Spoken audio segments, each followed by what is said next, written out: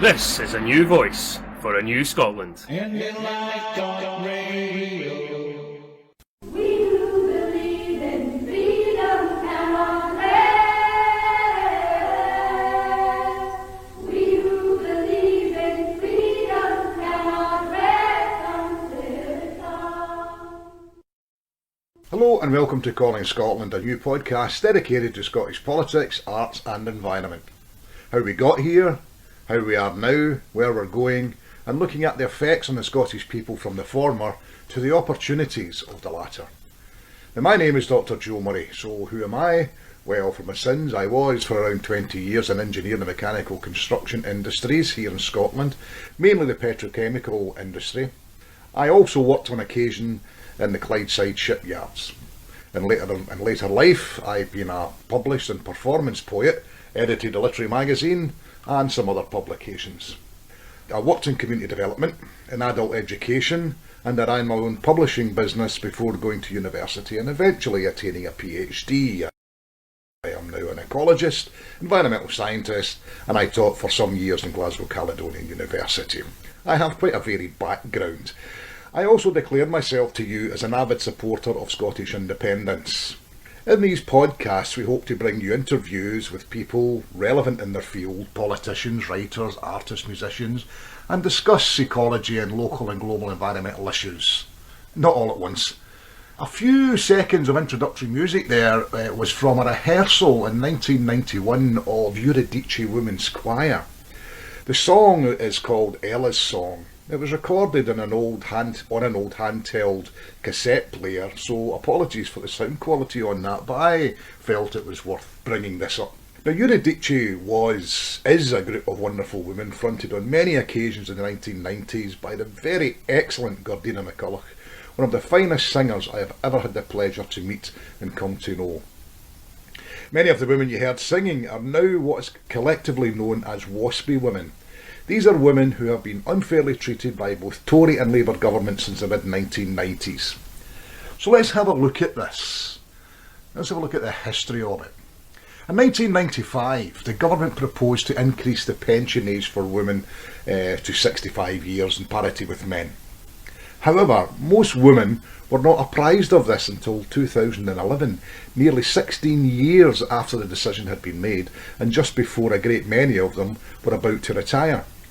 Now, as you'd imagine, this became a huge problem for many women born in the 1950s when it was made known to them that the retirement age had risen with so little time to prepare for those extra years. They are now known collectively as WASPI women, Women Against State Pension Inequality. We are told the reasons behind the changes are economic, as people are living longer, and no one argues with this logic, only that the delivery of the policy is extremely poor. It must be remembered that in 1993, then Chancellor Norman Lamont decreased ACT Act, and that's the ability of pension funds to reclaim tax paid. He reduced this by 5%, and that removed over £1 billion a year from the UK pension fund into the Treasury. In 2007, Gordon Brown reduced ACT by a further 20% to zero, thereby removing £5.4 billion per annum from pensions funds into the Treasury. So lots of money was taken out of the pension fund, and quite a bit of it has been going into the Treasury ever since. Now, this means the Treasury has been receiving almost £7 billion a year from pension funds. In addition, it now saves £5.1 billion per annum by increasing the working life of 1950s women by up to 6 years beyond what they had expected all of their working lives and what they had paid for, what had been agreed and what they had paid for. Now, this money is theirs, it's not the government's, it's their money, they paid it in. In effect, the Treasury is wealthier now by around 11 or 12 billion pounds a year from the UK pension funds. Again, not counting the tens of billions removed from workplace pensions by other means. In addition to this, pensions were reclassed as taxable earnings, so the Treasury is not losing at all by this. The UK pension fund was not created to make the Treasury wealthier. WASPI women in particular have been discriminated against all of their lives. They are now being discriminated further by this and preceding governments. Now, most of these women agree that over time reaching parity with men on pension age is important. It should be remembered that the vast majority of women, WASPy or otherwise, have never had parity with men throughout their working lives. And it's important to remember that. Most of these women would have been in their mid-20s when the equal pay policy became law. They were in their mid-30s when this was amended to equal pay for work of equal value. These have never been honoured for the vast majority of women, yet it's demanded that they must now accept being seriously disadvantaged once again financially, physically, psychologically, in order to reach parity or equality with men regarding pension age. Furthermore, I remember when employers encouraged young women to go into the WE stamp, as it saved them a few pennies extra every week. It saved the employers far more money than that, I can tell you. And all this was well and good until it became time for these women to retire and they realised they'd been sold a pup. Just another injustice added to those created by successive governments. Unfairness piled upon unfairness. The lack of knowledge about the forthcoming changes has seen many women who expected their rightful pension at a specific time left without work or their pension and having to rely on state benefits. Their pension is not a benefit, it's theirs by right. They paid into it all their lives. It's not a benefit, it should never be seen as a benefit. Added to everything else, the benefit system can be difficult and frustrating to navigate for people who might never have used it before. It's a system that can be very unforgiving to those ignorant of its regulations, and with universal credit now being rolled out, even the people tasked with delivering benefits don't appear to know what they're doing. It's a system designed to make applicants fail, and I work with applicants who have been made to fail, so I'm talking about this firsthand. When complaining to the DWP about this pension scheme, women are asked some questions about how they may be suffering financially, and what they would have done had they known or had they been told earlier about the increases to their retirement age.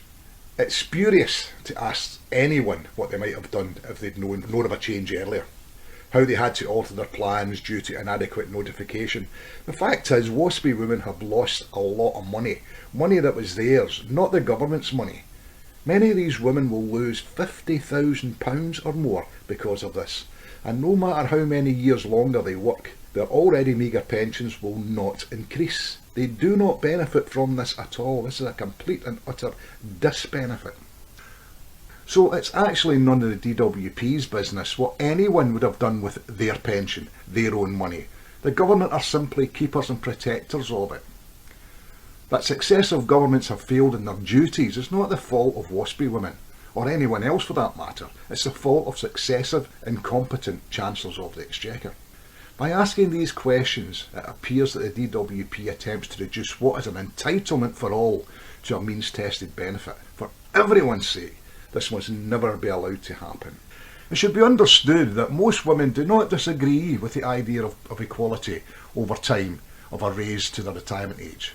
But for most, it's a fair idea delivered in an extremely unfair fashion. Women are rightly angered at the lack of clarity and information that left them unprepared for this change.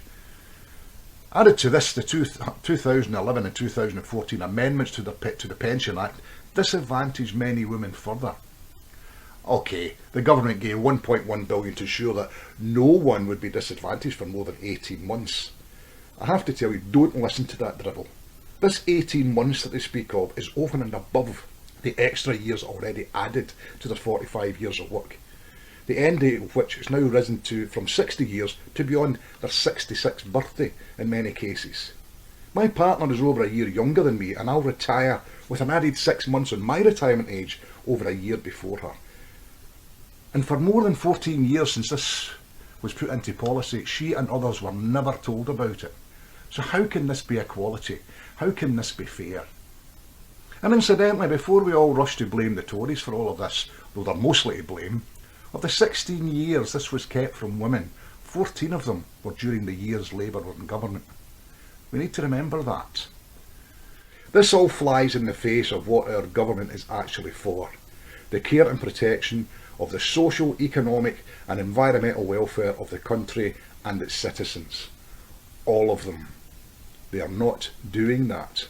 Not in this case, and not in many other cases either.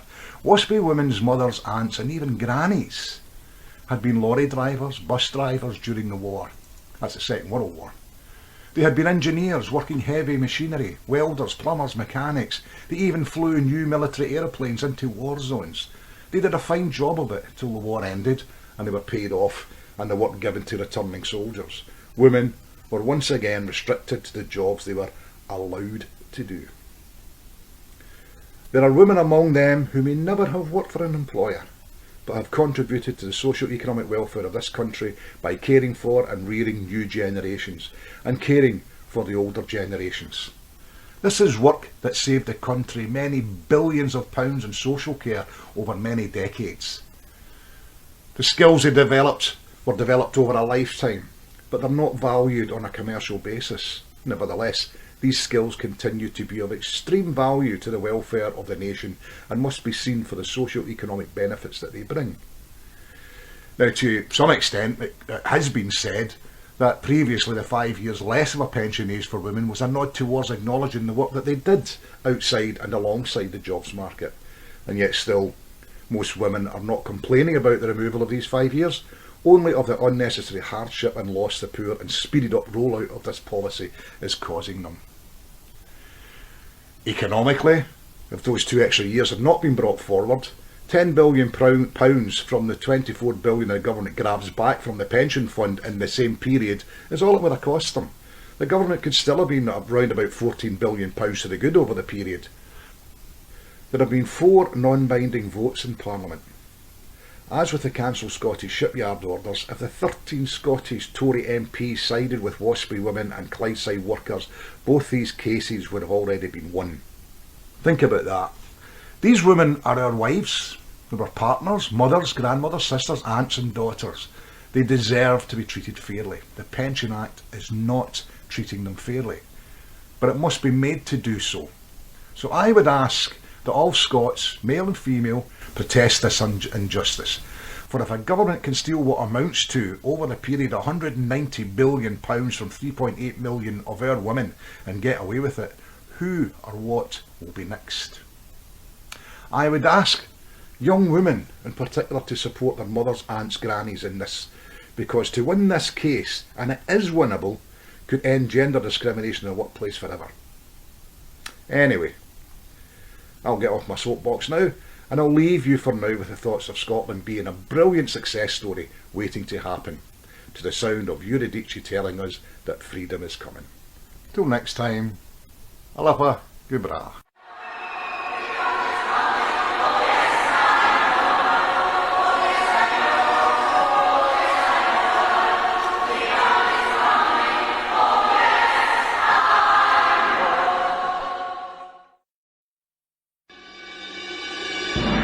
This is a new voice for a new Scotland. And in like dark rain.